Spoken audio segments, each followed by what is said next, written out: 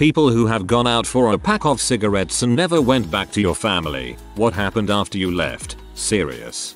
I don't know if this counts, but when I was 17 I was on probation and I had a curfew for it. Well, I had met this girl and we hooked up. I fell asleep and I woke up and I had a text from my mom saying that because I didn't come home that night she called my probation officer and told her that I missed my curfew, so my PO put out a detention order for me and that the police were looking for me and to come home. Well, I wasn't going for that crap, so I told the girl I hooked up with what was up and we talked to her parents what was up. They let me stay with them and her dad gave me a job at his company so I could save up enough to go where I was gonna go. So about a month into this, me and her dad were talking and he told me he liked how I worked and that if I wanted to I could turn myself in and he would help me fight my case and go to bat for me. And in return I could work for him. And I could continue staying with him because my home life wasn't that great. So naturally I thought that was a better deal than being on the run and being caught later down the line. It's better to go in on your own terms.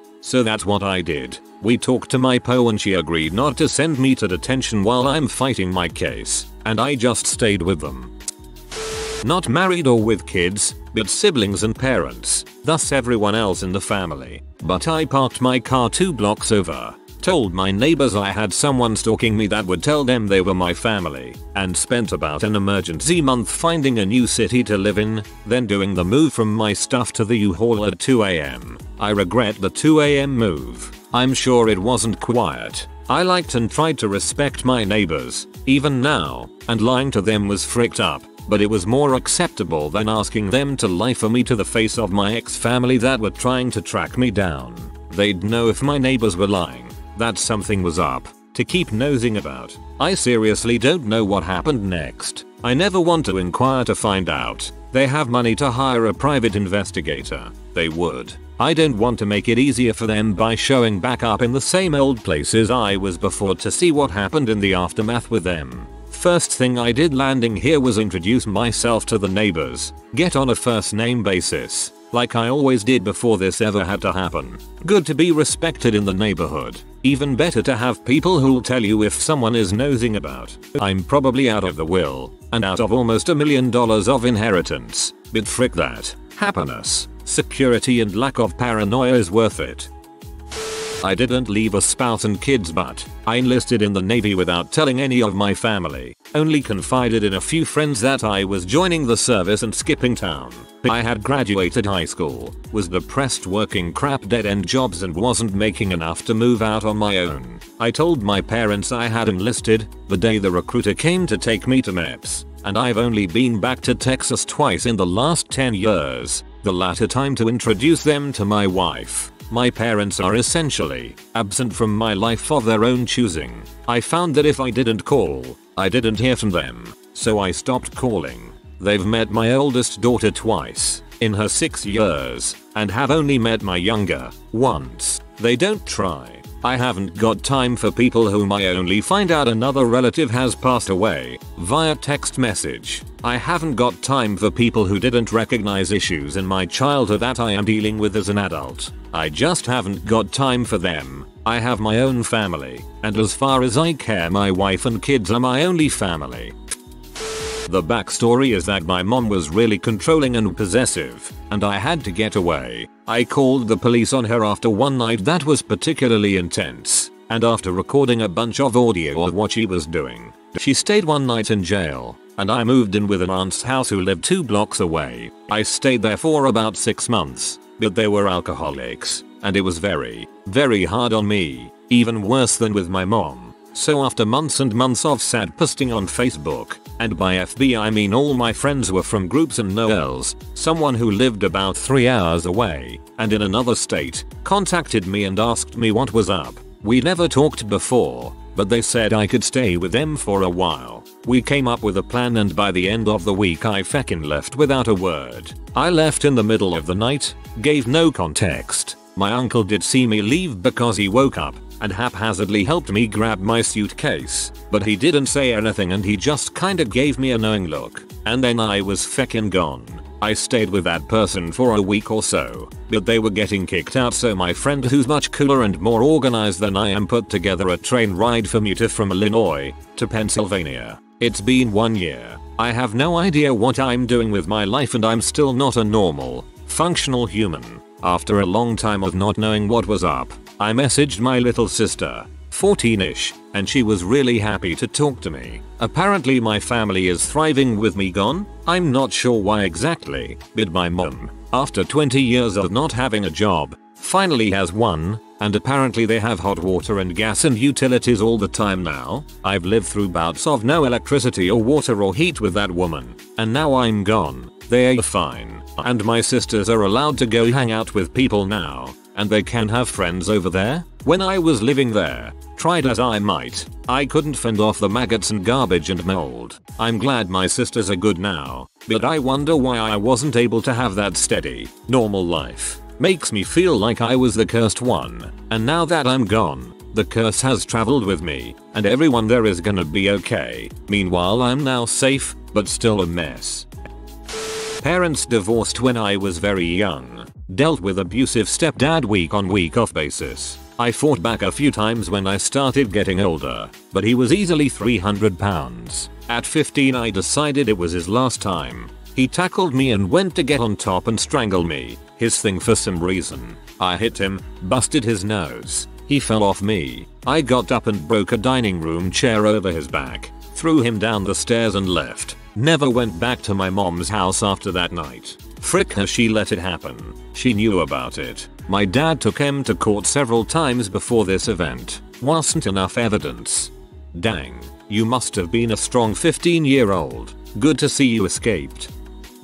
I moved 200 miles away and started a new life with my so. I couldn't stay in that heck hole with my mother. She was an abusive addict and was slowly tearing our family apart. The mental abuse had gotten so bad that I wished for death every day. I had hoped by leaving she would see the errors of her ways and have a change of heart if I ever wanted to see her son again. Meanwhile, I started a full-time job. I work on the house from time to time and I enjoy a variety of hobbies. I just talked to my mother today. Nothing has changed. She blames me for everything and she still gambles while watching the family house foreclose before her eyes. It's a sad reality, but was completely necessary if I wanted to live. My only regret is not getting my dog. He lives in squalor and it makes me so sad. You should go back just to get your dog when no one is home. My children's father essentially did this to us. His grandma died and he went halfway across the country to go to her funeral. He was only supposed to be gone for 5 days, but he just never came back. We had 4 small kids who adored him. Before he left there was no indication that there was anything wrong.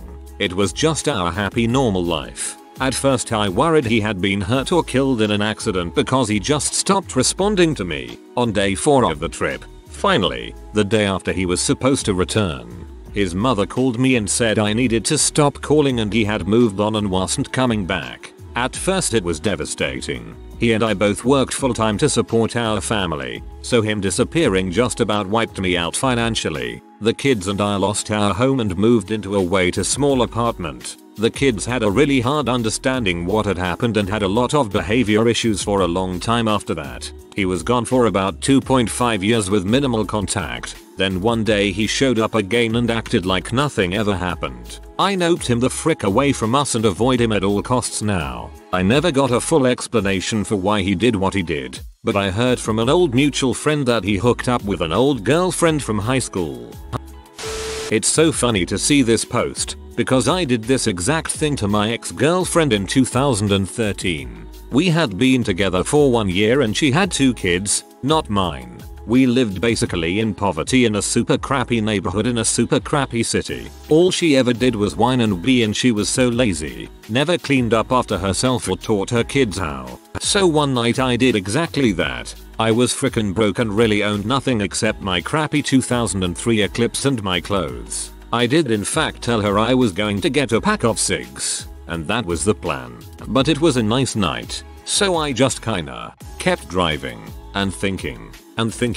Frick, going back there, I gotta do what I gotta do to keep my mental health in check because that environment was doing a serious number on me and I was becoming an alcoholic. I fought with myself pretty hard because the kids did like me and trust me, and I do still feel guilty about it today, but again, I just had to frickin' do it. I turned my phone off and just kept driving. Had like $100 to my name and a pair of clothes in my backpack. Drove to a new city in the same state. Applied to a crap ton of jobs. Used a random apartment address for my applications. Got an okay job. Slept in my car for a month to save up 2 checks. And showered at a truck stop. But freaking made it. Rented a room in someone's apartment for only $400 a month. When I turned my phone back on the following day, I had, as expected, numerous texts. Started as just question marks. Then she seemed to get pee. Then worried. I texted that I was sorry but I'm not coming back.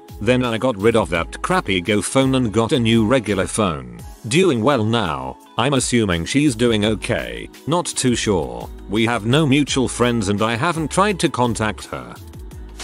This isn't exactly what you had in mind. When my grandfather was in hospice, I flew home to be by his side until the end. He and his wife were my everything and I have them to thank for so much of the good in my life. My grandmother was out of state for another funeral when I arrived and I endeavored to stay by his side until she arrived. For those of you who haven't thankfully had to deal with this, sometimes hospice is a nightmare experience. My grandfather was dying, in pain and scared. He was alone and unable to communicate. His sunken eyes were all he could use to communicate his fleeting moments of cognizance. What he could convey were moments of fear, pain and helplessness. I've never witnessed that primal expression of helplessness and giving all you have left to convey some type of connection to let out some of that you are feeling. The man who helped raise me was there before me, grasping for connection and comfort. I told him I'd remain there with him. I held him. I gave him water when he needed. I soothed him that I would make sure I'd never leave his side and he'd never need to be scared.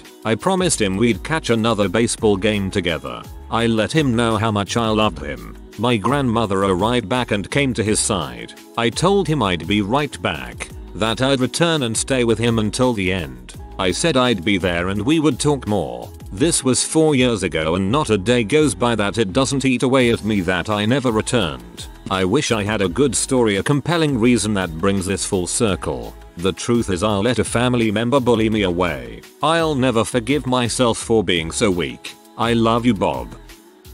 My grandmother used to tell me the story of how my step-grandfather had a daughter from his first marriage. The mother was apparently quite emotionally unstable and the court awarded my grandfather custody, very rare in the 1940s apparently, as it is still today. But as he was getting on the plane with the baby, the mother said, "If you take her I'll kill myself," so he gave her the baby, got on the plane alone, and never saw either of them again. I was very young when she told this story and now as an adult I realize how what the frick this story is. Now that there is no one to ask follow-up question. Oh, my grandfather's name was Ven and he named his baby daughter Vanelda, and then left her with an emotionally mess up mom. Enjoy that life path.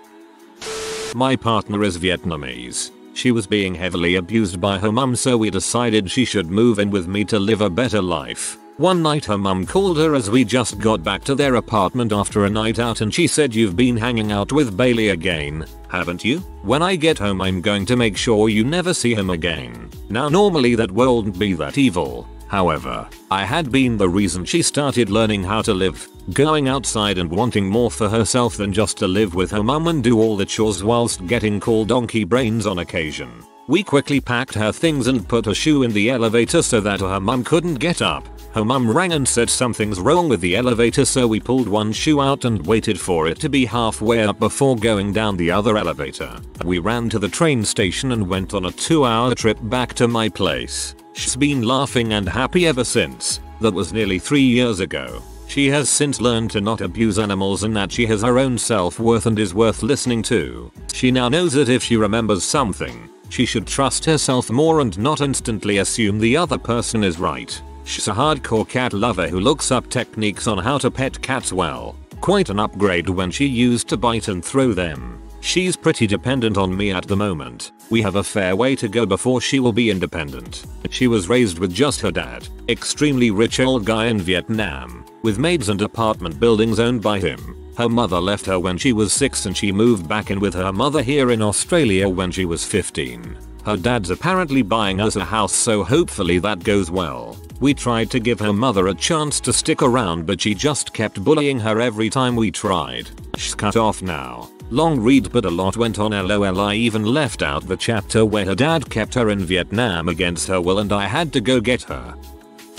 I don't know if this counts as family, but I was in an abusive relationship. My boyfriend would punch and hurt me at times whenever I did something wrong or didn't listen to him. I said that I would just go to the mall to buy something. My best friend had to pick me up so that he'll allow me to go without him, then never went back. Texted him that it was over and hid at my best friend's place for a while because he knew where my parents lived. I blocked him from everything that he could contact me from, because I know he will try to get back with me and make a lot of promises and give gifts. So before I go back to the cycle of being in an abusive relationship again, I hid pretty well for a couple of months. Now I'm in a healthy relationship with a guy who would never lift a finger at me or any living creature, even spiders. LOL. Close to buying our own place and have 4 cats.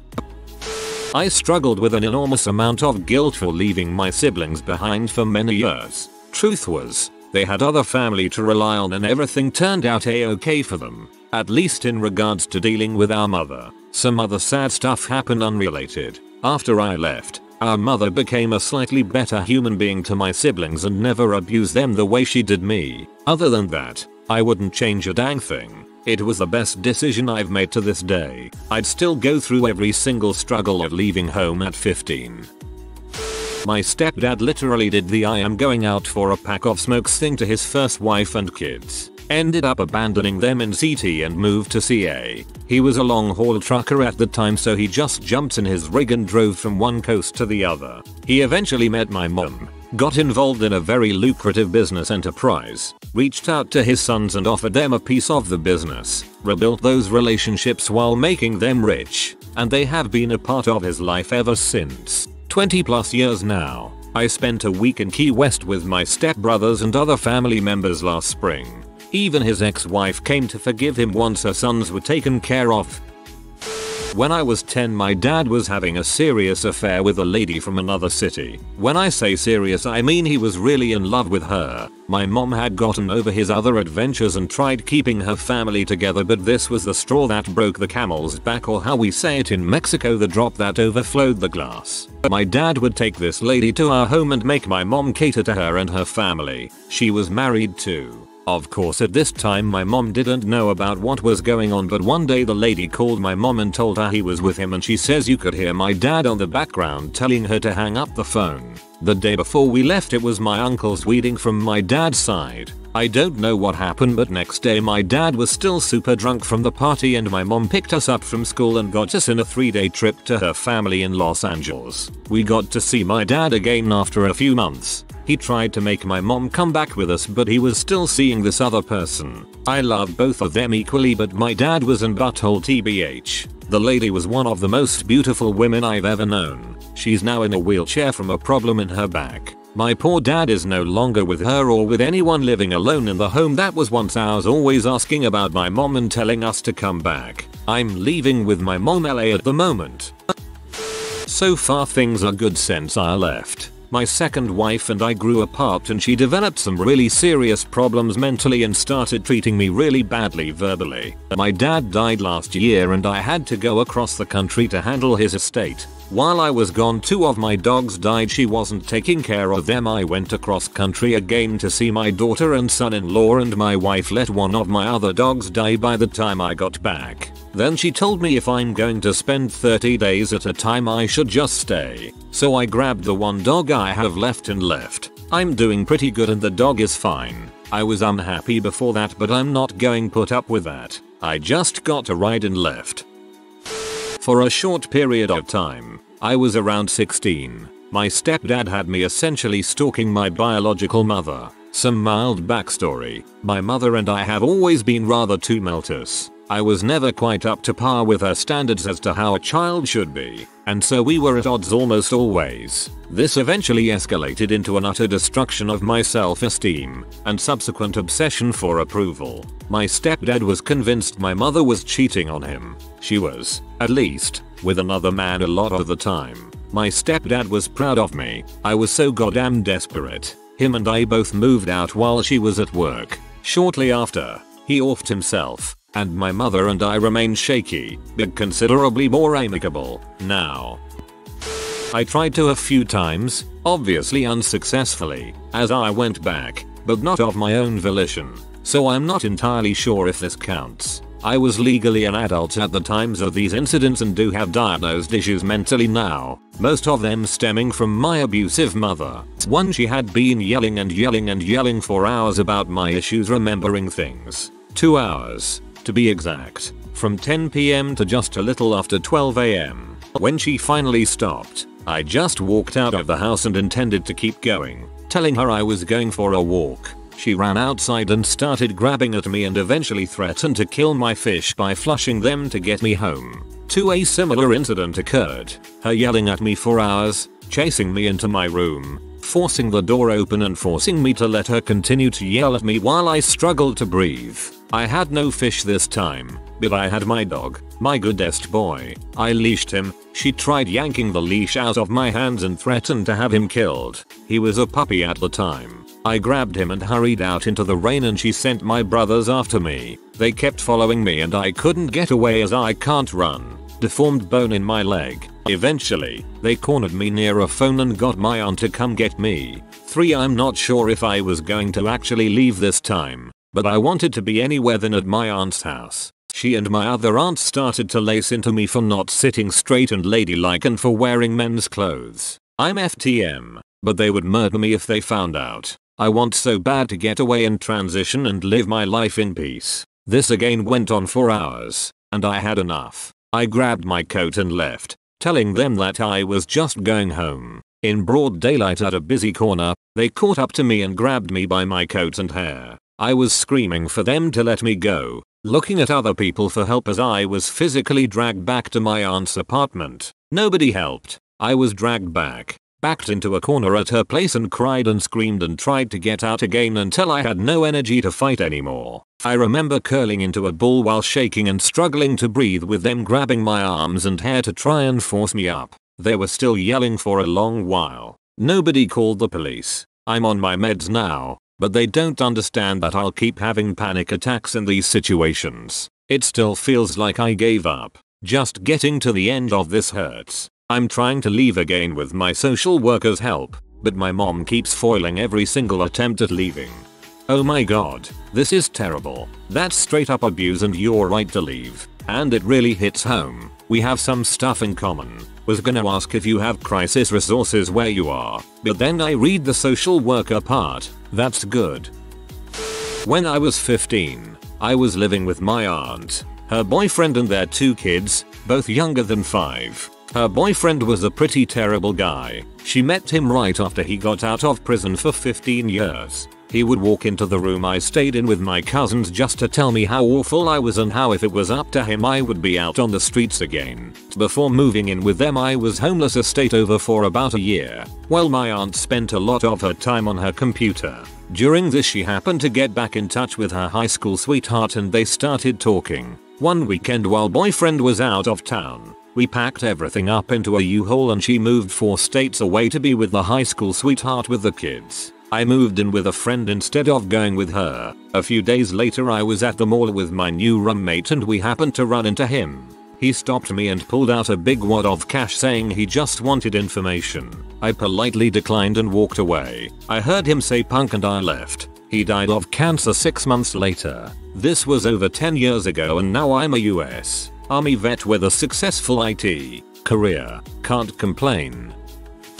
This was planned for a while. I got a visa, packed everything into a suitcase and bought a non-return flight halfway across the world. I had been back and forth between countries due to school so I didn't raise suspicions with the suitcase, and my friend was helping me because they knew how emotional abusive my parents were. I remember sitting there watching TV with my dad after setting up the Christmas tree together and feeling the guilt and panic overwhelming me, but I heard the doorbell ring and knew it was time. I pretended I needed to go out to see who was at the door. I took my suitcase, walked into my friend's car, and he drove off as I cried and screamed into my jacket. Anyways, the aftermath. They started calling everyone, including him, and he pretended he was out at work. They contacted me a few different ways asking me to come home immediately. Some friends of mine went to the airport to see me off. At that point there was no turning back. I returned an email explaining that I was safe and that I had told them many times I was leaving.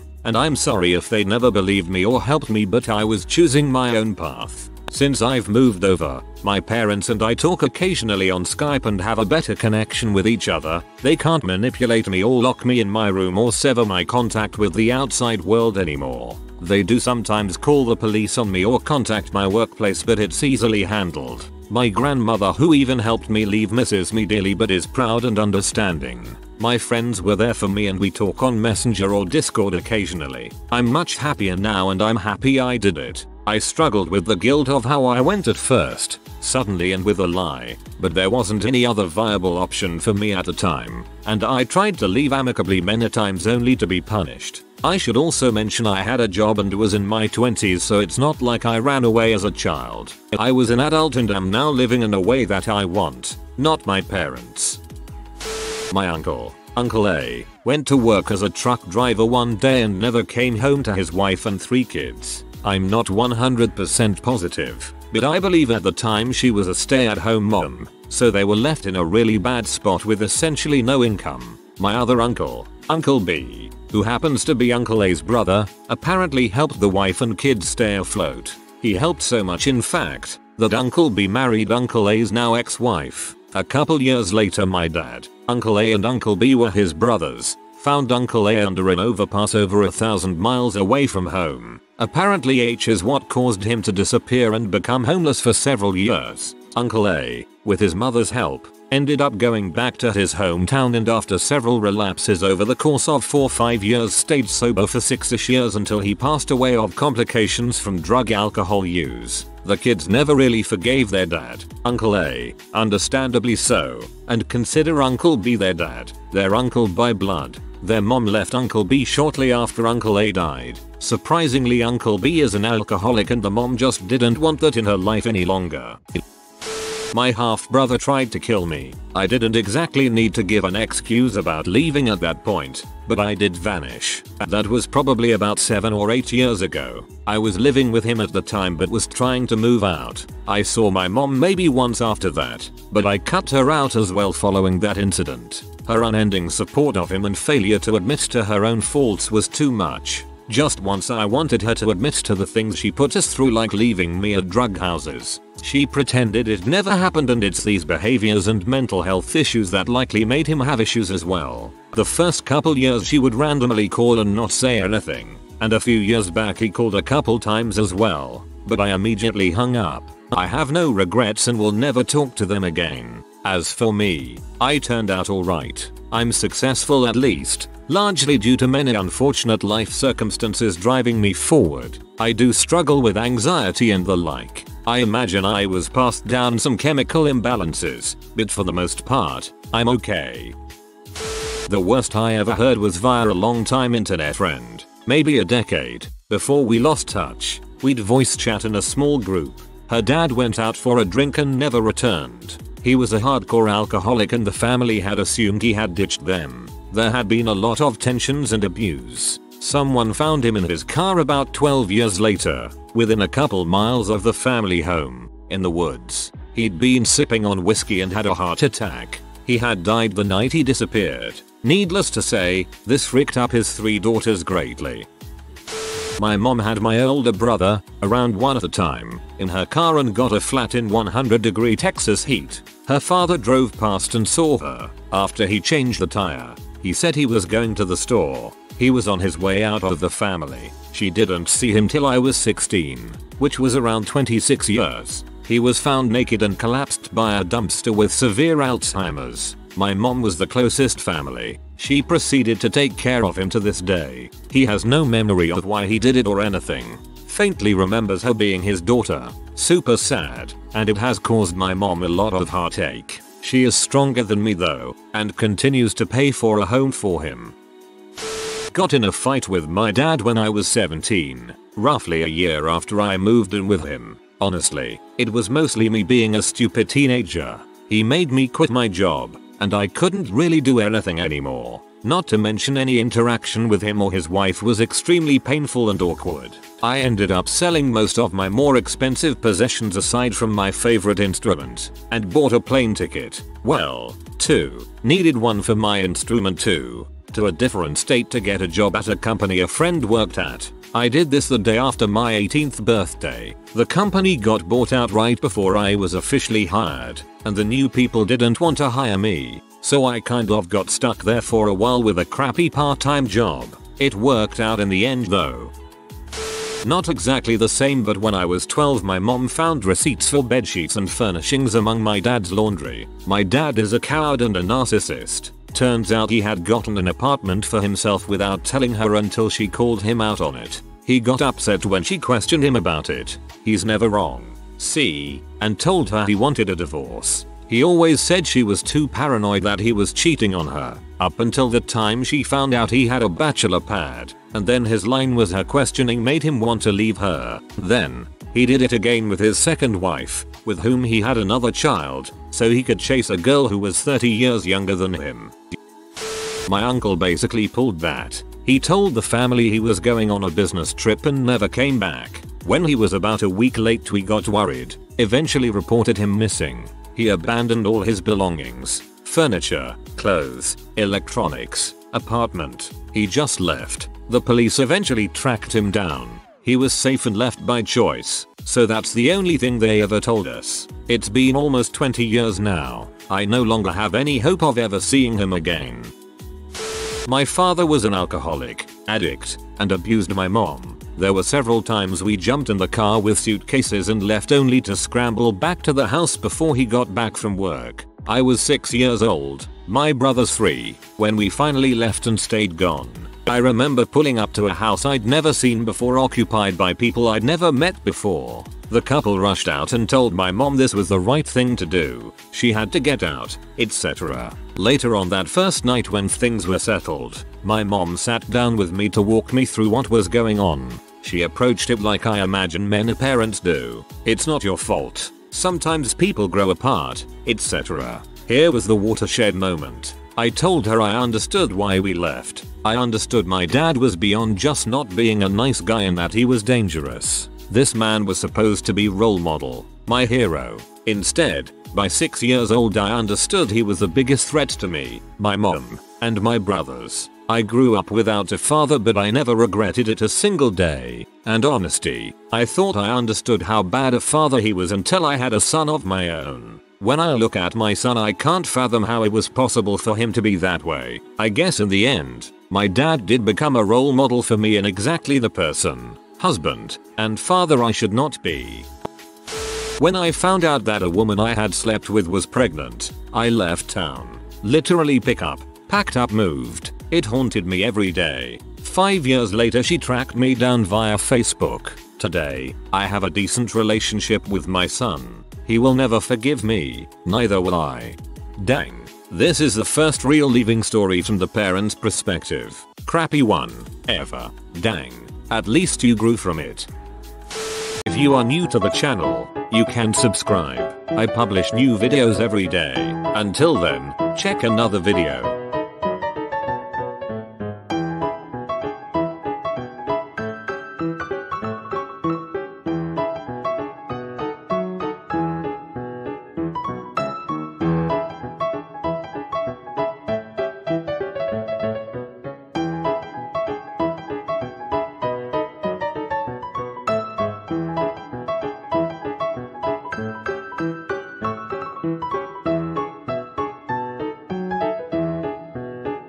Bye for now.